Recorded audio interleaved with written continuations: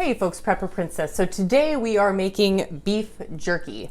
I've got a whole lot of meat right here. I like to make it in really big batches. And as you guys know, I have a buy price on my steak of $2.99 a pound. Here's the deal. This was on sale for $2.49 a pound. So I had to stock up. When it comes to making beef jerky, you can use any type of meat you want, but the type of meat that you use is going to make the time of dehydrating longer or shorter. So this is London broil, okay? Simple London broil. As you can see, it's very meaty, not a whole lot of fat. What I do with London broil is I'll put it in the dehydrator at 145 right before bed, and then when I wake up for work, it's ready to go. Then you've got the more fatty meats. So you've got the London broil, and as you can see, it's marbled with the fat. The only difference is when you've got a meat that's marbled with fat, it's gonna take a lot longer to be completely dehydrated. And then once it's ready, it's gonna last a lot less longer. For instance, the London broil, if left outside of a refrigerator, will last for about 2 weeks. The marbled one will last for about 1 week when outside of the refrigerator. If you put it in the fridge, go ahead and double the times. So what I'm going to do first of all is go ahead and cut up the meat. I apologize, I can't use any music in the background. Unfortunately, when I've been using music in the background, YouTube is demonetizing my videos, stating that there's copyright even though it's like an Apple app or whatever. So I'm gonna go ahead and chop up the meat, and then I'll show you what I do with the meat in order to make like the best beef jerky ever. So let's get started.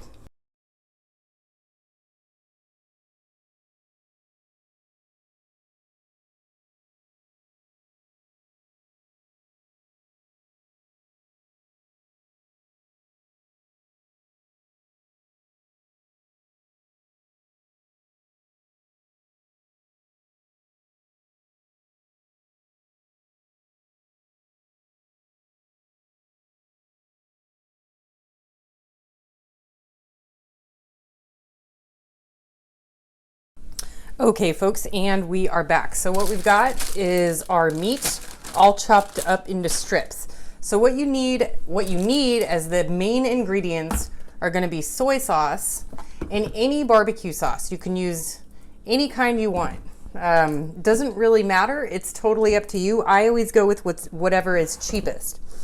So first thing I'm going to do is put in some glug glugs of soy sauce. Okay, and that's gonna bring it and make it really salty.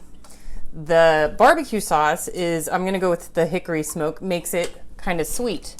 And I'm not gonna use a whole bottle, I'm gonna use a third to a half of this bottle. If you want, now that's all you really need, okay? That's all you really need is just soy sauce and barbecue sauce, the cheapest stuff they got. And you don't have to go with Kikkoman, you can go with whatever brand you want, whatever's cheapest. If you want added stuff, you do not need this, but liquid smoke or this stuff I can't pronounce, Worcestershire sauce. So I'll put in a dab of each, just a little dab. The liquid smoke goes a really long way. You really only need that much. That's very little.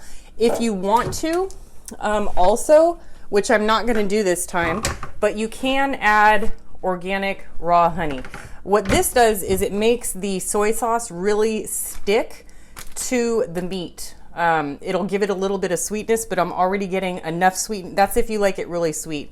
I'm already getting enough sweetness with the barbecue sauce. So we're just gonna put it in the bag, close it up, roll it around a little. Very easy. And we're gonna leave it for about a half hour in the fridge. Not too tough. I have not ever seen a difference. Some people marinate their stuff for days. I have not seen a difference between doing it for a half hour or doing it for 2 days straight. It seems to taste exactly the same to me. So I'm just gonna put this in the fridge for a half hour, and then we'll put it on the dehydrator. Okay folks, we're back. The half hour's over. I'm doing this in my garage because it's about 95 degrees outside and I don't want to heat up my house. I'm also using my All-American Sun oven today. I'm doing a little bit of cooking. That's for a different video. So just want to warn you guys, your hands are gonna get gross and gooey. So I do recommend having a rag on hand just to wipe your hands off. So we're just gonna put our hand in there and grab a big chunk of it, plop it down, and you want to evenly space it as best you can. It doesn't have to be perfect. It's going to be a mess. There's not a lot you can do about that, but you just want to evenly space it across the dehydrator, leaving a little bit of space between each piece of meat. And I don't know if you guys know this, Molly's dad's been staying with us. He's been here a few weeks, and he's a really fun roommate. At the end of this video, I'm going to show you guys something. I videotaped it. So Molly was telling me, his name's Jim, that Jim does not watch TV and he doesn't like dogs, or he doesn't care for dogs. And he was not sure if he was going to stay at this house because of Rocky. He was afraid Rocky was going to jump on him and be crazy. So he wasn't sure if he was going to stay here. But to save some money, you know, I said, give it a shot. We'll put you up in the guest room. And he's very, very comfortable in there. And anyway, Molly told me that he does not watch TV and he doesn't like dogs. So wait till the end of this video and I'll show you something funny. You're going to love it. He does, in fact, love Rocky. Him and Rocky get along. They're best pals. He calls him Rocket because Rocky in the backyard, if you go to play with him, Rocky will run around the backyard like a little rocket. And so he calls him Rocket, which is pretty cute. And Molly is doing very well. She's still on oxygen most of the time, but it's going to take her a couple of months to fully recuperate. She's using a walker, but she's getting around real good. Right now, her dad and her are out getting lunch. They eat out a lot, quite a lot. With Molly's thing, which she doesn't want me talking about, it's better for her to eat everything that everyone tells us not to. Burger King, Taco Bell, McDonald's, Pizza Hut, everything that we're not supposed to eat is good for her. So they're always out eating, and she's on steroids, which makes her hungry all the time. So they're out eating. And Jim likes beef jerky, so I'm going to make him some of this beef jerky just for him. There is also this lady at my work. Everyone at work always wants my beef jerky. It's really, really good. I'll be honest with you. I like my beef jerky 10 times better than store-bought beef jerky. It's just plain more delicious. But there's this one lady at my work who's very near and dear to my heart. Her name's Lisa. Very, very nice older lady. And her husband works at the Ghirardelli chocolate factory. And he's always bringing, or she's always bringing, because he's been there forever and they're sick to death of Ghirardelli. And I would be too if I worked there for 20 years and they gave me all the free chocolate I want. So whenever she brings in chocolate, she saves me my favorite. She saves me any Ghirardelli that's got caramel in it. And so whenever I make beef jerky, I make a special bag just for her. Because I know that in the end, someday, I'll get Ghirardelli with caramel squares because it's delicious. That's just another form of bartering. I scratch your back, you scratch mine, you know. I know this is kind of boring and I'm talking your ear off. I apologize. Maybe you like it. I don't know. But just a couple of little stories about Jim and the dog and Lisa at work. Lisa, if you're watching, hi. Okay, we're getting down to just about the last one here. Yeah, this will be the last one. See my hands? So it's going to get sticky and gross. And after this is all put out, I'm going to leave it overnight.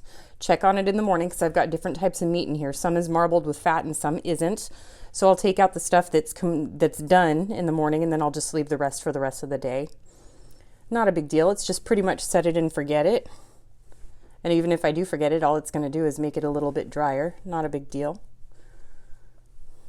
Okay, let me wipe off my hands here. That's gross. Okay. And I'm just happen to be right next to the washing machine, so the wash rag will go in the washer. All right, so we're just going to plug it in. It's at 145 full blast. We're going to put on the lid. We're going to leave it overnight. Okay, folks, and it is the next day, and we are just about done here. I already came in and got the other kind this morning. These ones are the ones that had the meat that didn't have any fat on it. And as you can see, there's going to be a big difference. So not a whole lot of fat on this one, but See the difference in shininess? That's the fat in the gristle. See that? But these are pretty much done. I'm going to be eating these over the next couple of days. And let me just tell you, I've already tried some. It is amazing. So good. These 2 bags, the price at the store, got $15 at least. At least. So I've got like $45 worth of beef jerky here. I've got about 3 bags total. Again, the 2 were already done. And I challenge you guys to try this recipe. This is absolutely amazing. It's delicious. It's the best beef jerky there is. I'm just saying. Just saying. Do what you can with what you got. Prepper Princess out.